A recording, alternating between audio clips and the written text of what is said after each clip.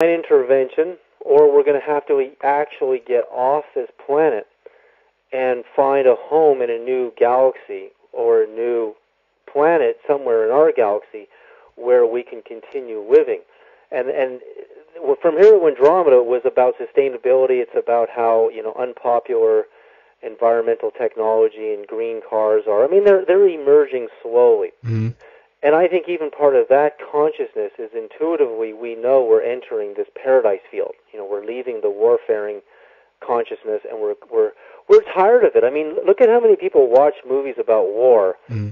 These young kids, and they don't even want to go anymore because you get so tired of seeing everybody blowing each other up, and you once you understand duality and singularity, it's like, are we still stuck in this thing where we got to spend, why do we want to spend $15 to go to the movie theater to see Terminator 3 or see this new thing that Spielberg came out with last year, Transformers, right?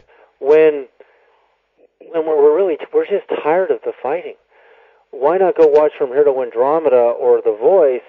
I mean, I had a woman, she's a publicist, and she's won 3 Emmy Awards for producing news. Her name is Allison Ross, and she used to work for NBC, and she was a news anchor in San Diego.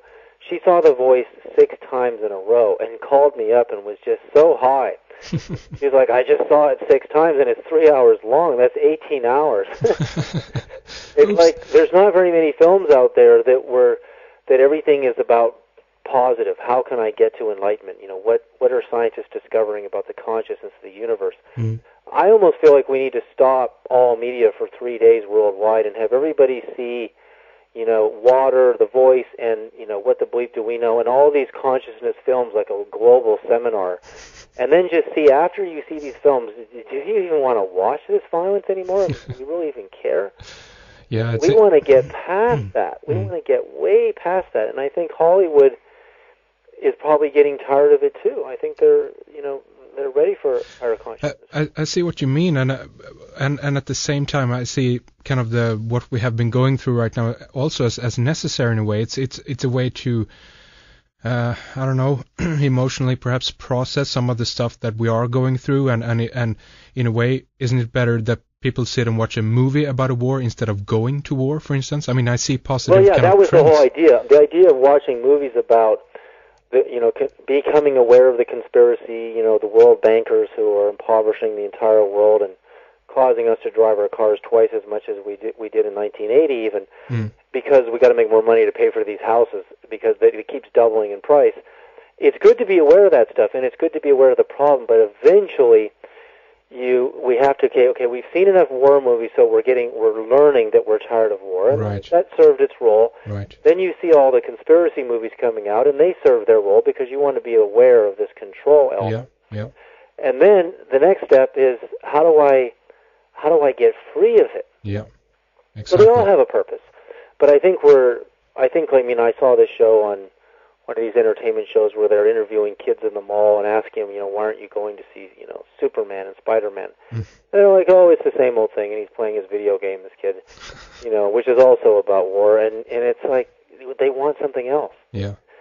And I know, like, I will eventually get larger and larger budgets to make higher and higher special effects to illustrate the storytelling of the mystical. I eventually want to get, someone to finance a major feature film with me. Right. And do some of this stuff at the feature film level. Right. And now and then kind of things, come through the barrier of Hollywood too. I mean, I don't know if you saw the The Fountain, for instance, by Darren Aronofsky, very interesting film, yeah. Beautiful, and kind of that goes into this idea a little bit about reincarnation and, spirituality on a whole new level, I think. So I found that very good, Yeah, there are some movies starting to come out, and, I've seen The Fountain. My wife and I watched it, and we really liked it. And there are more and more films starting to come out, and Hollywood and filmmaking is the best place to create the vision of what we've been talking about on your show today. Right. Radio is powerful. I mean, there's more people listening to radio shows today than going to a lot of movies and watching CNN even. But I think when the visual media catches up with this kind of material, I think you're going to see a whole new group of films coming out, and they're just going to go farther and farther. And also the all the independent filmmakers again. I mean, like yourselves, we can do stuff, on our own computers basically now that are visually very stunning, and that's a kind of a very positive thing too. I think that a vision that a person has can be more can be enhanced and put into a film with very simple means, nowadays. Oh yeah, I mean you don't need more than $50,000 to $100,000 to make a film. Right now, if you know how to do everything yourself, or you and your partner know how to do everything yourself, it doesn't take a huge film crew anymore to create a message. But if you have $1 million and upwards, like Water was made for $1.25 million, Mm-hmm. and and my film was made for quite a bit of money, The Voice, but it wasn't.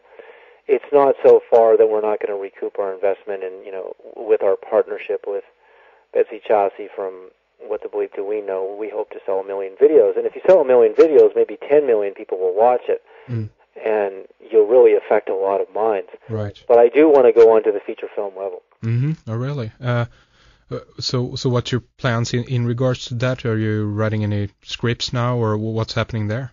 Well, I've written screenplays in the past. I have a screenplay that I've already written that I could probably produce really well for even $500,000. It's called Iconoclasm. Mm-hmm. It's a near-death experience movie about a girl who, she's Catholic, and she's, living her life a lie, and she's too materialistic, and she turns her back on the man she really loves because he doesn't have enough money.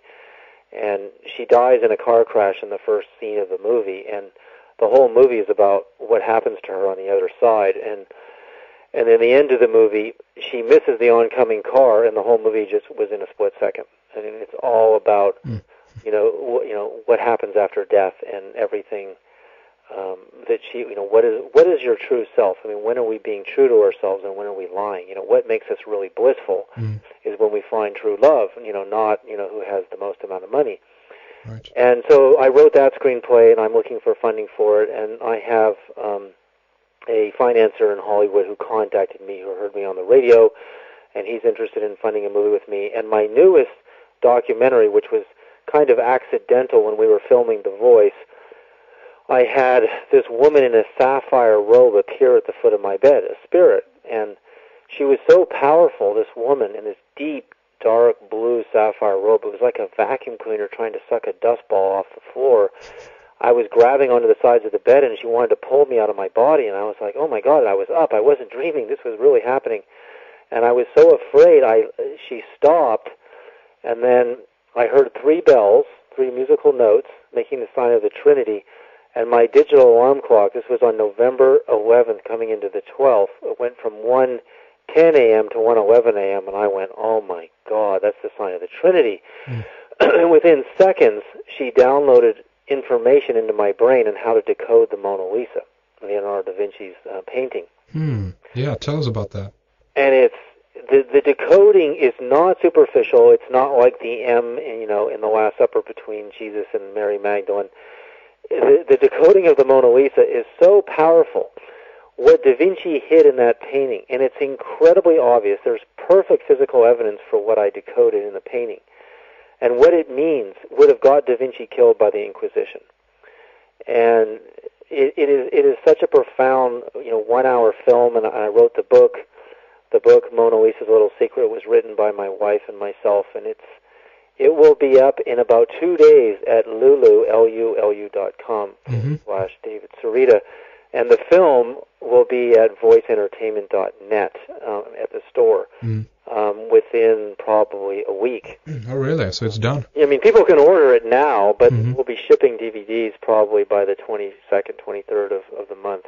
Right. So I don't want to give it away. I don't want to tell people what it is, but it's not simple. It's very elaborate. And the evidence for what the woman in the sapphire robe taught me, and the significance of the woman in the sapphire robe, you end up finding out that Da Vinci, and I didn't know this because I wasn't a Da Vinci expert in any way, but he painted his women and his men in sapphire robes. And the significance of the sapphire robe and who the woman was who appeared at the side of my bed is remarkable, and it's revealed in the film. But what's inside the Mona Lisa, it is so clear when people see it, they will go, there's no doubt that this is not an extrapolation or some kind of abstract idea. It is very clear that he hid something that was, I mean, has remained hidden for 500 years, but has now, been decoded. So, I really, it's kind of overwhelming. We have water, we have the voice, we have the Mona Lisa's little secret, and From Here to Andromeda came out, almost a year ago now. Yeah. What do you think the fascination is about? I mean, Mona Lisa, we have the Da Vinci Code, of course, and we have things kind of evolving around this now and picking up on it and elaborating further on it and so forth.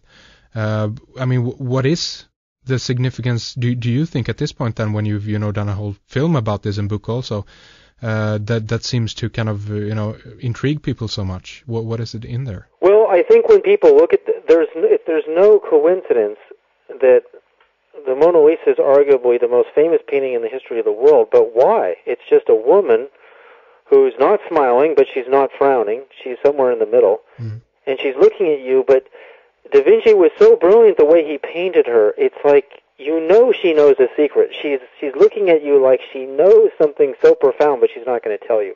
And I think the mystique in the eyes, in the facial expression, is why it became the most famous painting in the history of the world. It's subconscious. It has, we communicate through language, symbols, and presence.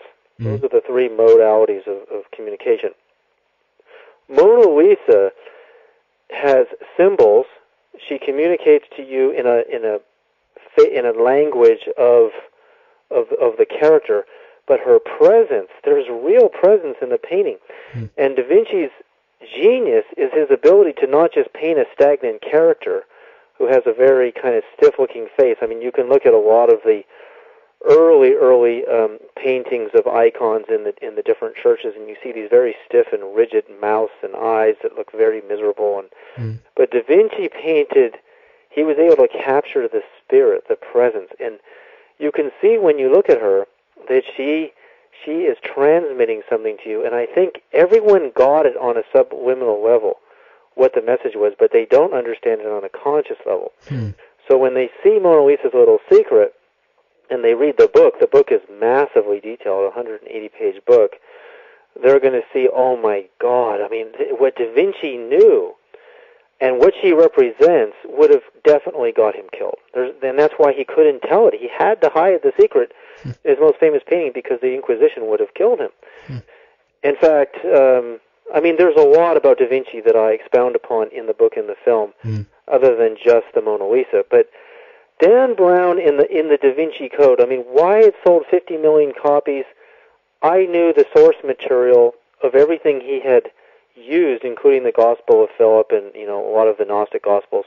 I've read every one of them, including Gospels that are not in the Nag Hammadi collection, many, many years before Da Vinci. I mean, Dan Brown never came out with Da Vinci Code. And the first thing I asked myself is, why did he create a novel and use distorted evidence in the Gnostic Gospels to strip Jesus of his divinity?